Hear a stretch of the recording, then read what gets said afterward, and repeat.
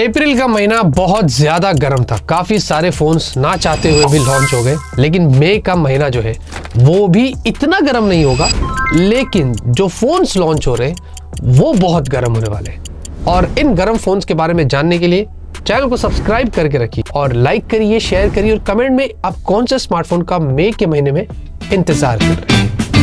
सबसे पहला जो स्मार्टफोन है दोस्तों वो है iQOO Neo 10। चाइना के अंदर पिछले साल दो फोन्स लॉन्च हुए थे, iQOO Neo 10 और Neo 10 Pro। iQOO Neo 10 में स्नैपड्रैगन 8 Gen 3 है और Neo 10 Pro में Dimensity 9400। अब जो iQOO Neo 10 है ना, ये इंडिया की BIS सर्टिफिकेशन पर लिस्ट हुआ है। इससे ये लग रहा है कि भाई इंडिया में ये बड़ी जल्दी लॉन्च होगा।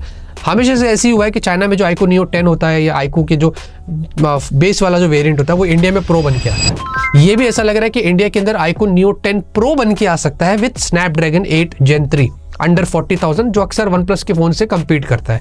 इसमें भी आपको 6100 mAh की बैटरी है और भी बहुत सारी चीजें यहाँ पर दी गई है।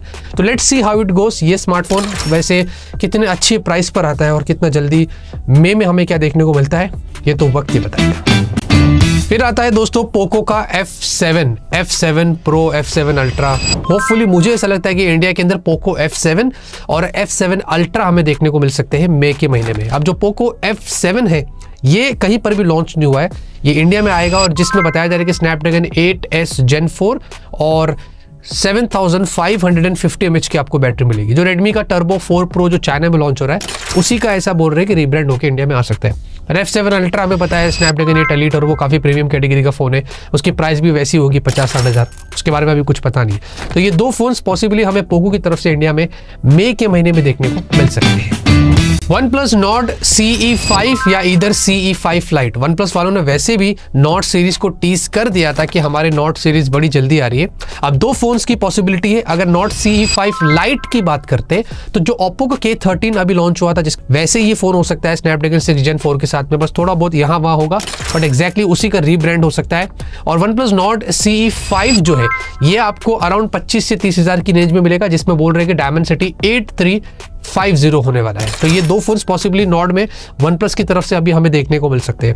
Let's see how it goes. जैसे होगा का Edge 60 Pro बहुत ही इंटरेस्टिंग स्मार्टफोन है और मैंने इसके फीचर्स देखे हैं और मुझे लगता है कि इस बार बहुत अच्छा काम किया गया है, काफ़ी बड़े अपग्रेड से, जहां पर इसमें Dimensity 8350 आपको मिलने वाला है।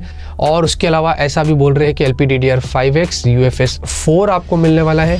बड़ी बैटरी होने वाली है 6000 mAh की। कैमरा भी बहुत इंटरेस्टिंग होगा, 50 आई थिंक, जिसमें टेलीफोटो सेंसर भी आपको मिलेगा और 50 की आपको सेल्फी भी देखने को मिलने वाली है। ऑन डिवाइस AI लेके आ रहे हैं मोटोरोला, इस बार कर्व डिस्प्ले होने वाली है। ये सब कुछ शायद ऐसा बताया जा रहा है कि 30 हज़ार की रेंज का हो सकता है। तो ये अभी प्राइसिंग के बारे में कोई कंफर्मेशन नहीं है, मैं बस अंदाजा लगा रहा हूँ, एक्सपेक्टेशन रहती है और कुछ नहीं। और ये अप्रैल के एंड में बताया जा रहा है कि इंडिया में लॉन्च होने वाला है। Let's see. उसी के साथ Moto Razr 60 और Moto Razr 60 Ultra, ये दो स्मार्टफोन्स हमें मोटोरोला की तरफ से देखने को मिलेंगे। ईदर ऑफ द फोन हमें शायद एक मई में देखने को मिल सकता है। दोनों तो शायद इतना जल्दी लॉन्च नहीं होंगे मई के महीने में, लेकिन जो अल्ट्रा होने वाला है ये बहुत इंटरेस्टिंग होगा। इसमें 7 इंच की इनर डिस्प्ले आपको मिलने वाली है, ऐसा रूमर है। और ये बहुत बड़ी बात है कि आफ्टर अ लॉन्ग टाइम या शायद पहली बार हमें 7 इंच वाला कोई फ़ोन देखने को मिलेगा। और मुझे नहीं पता कि लोग इसको कितना ज़्यादा पसंद करेंगे। 4 इंच की आपको कवर डिस्प्ले मिलेगी। इसमें ऐसा भी बोल रहे हैं कि स्नैपड्रैगन की चिपसेट होने वाली है फ्लैगशिप लेवल की। और जो Razr 60 होगा इसमें बताया जा रहा है कि Dimensity 7400 वाली आपको चिपसेट मिलेगी। तो ये सारी चीज़ें यहाँ पर हो रही है। लेट्स सी कि ये जो फ्लिप फोन्स मोटोरोला की तरफ से आ रहे हैं कितने खास और कितने अच्छी प्राइस पर आते हैं, ये तो हमें कुछ टाइम में ही पता चलेगा। Realme की तरफ से भी बताया जा रहा है कि दो स्मार्टफोन्स हमें मई के महीने में देखने को मिल सकते हैं। एक है Realme का GT7 और दूसरा है Realme GT7T, और इंडिया में प्रॉब्ली मई के महीने में आ सकते हैं। GT7 जो होगा Dimensity 9400 प्लस के साथ हमें देखने को मिलेगा और ये भी काफ़ी इंटरेस्टिंग स्मार्टफोन लग रहा है। और इसमें आपको 7200 mAh की बड़ी बैटरी देखने को मिल सकती है। और प्लस Realme GT7T जो होगा इसमें भी अप टू 7000 mAh की आपको बैटरी मिलेगी और इसमें Dimensity 8400 होने वाला है, ऐसा यहाँ पर बताया जा रहा है। तो बड़ी बैटरी कैपेसिटी के साथ Realme के फोन्स आ रहे हैं जो कि अच्छी परफॉर्मेंस भी दे रहे हैं। और लेट्स सी कि कितनी अच्छी प्राइस पर हमें इंडिया में देखने को मिलते हैं, ये तो हमें मई के महीने में ही पता चलेगा। उसके बाद आता है सैमसंग का S25 Edge। मई के मिड में हमें देखने को मिलने वाला है। ये इंडिया का सबसे स्लिमेस्ट स्मार्टफोन होने वाला है। 6mm या उससे नीचे भी थिकनेस आपको मिल सकती है। साथ में आपको बैटरी कैपेसिटी ऐसा बताया है कि बहुत कम होने वाली है, 3900 या इधर 4000 mAh की बैटरी कैपेसिटी होगी। एक तरफ हमें 7,000 mAh बैटरी वाले फोन्स मिल रहे हैं, एक तरफ सैमसंग के इस फोन में 4000 mAh की बैटरी होने वाली है। फिलहाल के लिए अभी भी जज नहीं कर सकते। प्रैक्टिकली ये फोन भी जब ज़्यादा स्लिम होगा तो कितने लोगों को पसंद आएगा नहीं आएगा, इसके बारे में भी कुछ पता नहीं। स्नैपड्रैगन 8 एलीट होगा, 200 मेगापिक्सल तक का कैमरा होगा और भी काफ़ी सारी चीज़ें होने वाली है। और ये प्रीमियम फ़ोन होगा तो प्रीमियम प्राइस पर ही आपको मिलेगा, 50 के ऊपर ही जाएगा। तो इसके बारे में एग्जैक्टली भी अभी कुछ पता नहीं। लेट्स सी कि सैमसंग का ये फ़ोन कितना अच्छा चलता है। सैमसंग गैलेक्सी F56 भी आ रहा है। देखिए सैमसंग का M56 ऑलरेडी इंडिया में लॉन्च हो गया है, जिसके बारे में तो आपको पता ही है। Exynos 1480 और एक ठीक ठाक सी आपको 5000 mAh की बैटरी मिल जाती है। मतलब अभी भी ज़्यादा कैपेसिटी वाले फ़ोन्स लॉन्च हो रहे हैं, 6000 7000 और यहाँ पर 5000 mAh की बैटरी है। और सैमसंग के फ़ोन्स भी अगर आप देखेंगे ना तो 20 से 30,000 के बीच में ज़्यादा ऑप्शन रहते नहीं है। फिर भी ये सैमसंग यूजर्स के लिए एक फ़ोन आ चुका है, 25,000 की रेंज में आपको मिलता है। तो F56 भी शायद ऊपर नीचे ही होगा, ऑलमोस्ट सेम हो सकता है। और let's see how it goes, ये हमें मई के महीने में देखने को मिलेगा।